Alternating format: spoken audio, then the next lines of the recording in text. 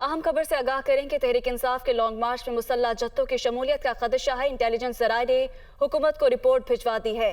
जराइम पेशा अनासर की मुजाहिरीन की शक्ल में लॉन्ग मार्च में शामिल होने के इत्तलात हैं। ज़राए की जानिब से ये कहना है, जबकि लॉन्ग मार्च में गड़बड़ हो सकती है।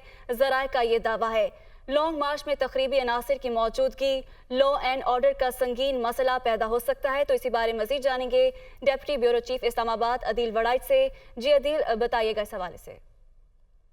जी, इमरान खान के लॉन्ग मार्च में मुसल्लह जत्थों की शमूलियत के खदशे का इजहार किया है इंटेलिजेंस ज़राए ने, और इंटेलिजेंस ज़राए ने हुकूमत को अपनी रिपोर्ट भिजवा दी है। और इसमें रिपोर्ट में कहा गया है कि इश्तिहारी और जराइम पेशा जो अनासिर हैं, ये अनासिर मुजाहिरीन की शक्ल में लॉन्ग मार्च में शामिल हो सकते हैं।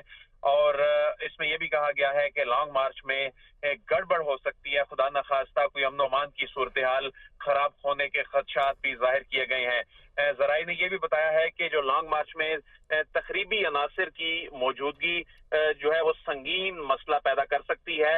और उसमें 3 रहनुमाओं के हवाले से ये कहा गया है कि वो ऐसे अफराद को लॉन्ग मार्च का हिस्सा बना रहे हैं, ऐसे लोग लॉन्ग मार्च में लेके आ रहे हैं जो अमन अमान की सूरत हाल को खराब करने में किरदार अदा कर सकते हैं।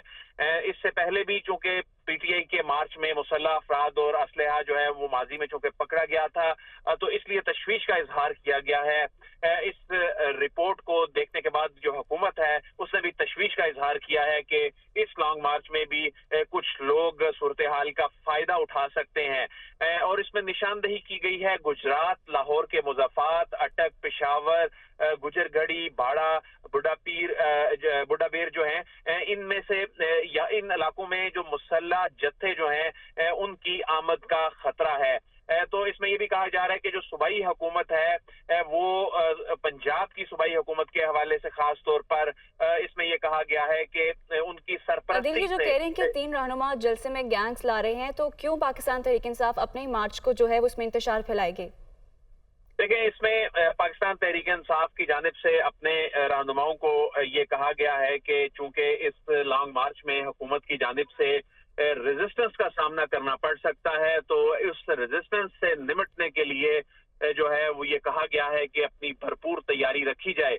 तो उसी तैयारी के पेश नज़र ऐसे लोगों को बीच में शामिल करने की इतलात हैं जो अमन अमान का मसला पैदा कर सकते हैं, जो असला बरदार हो सकते हैं।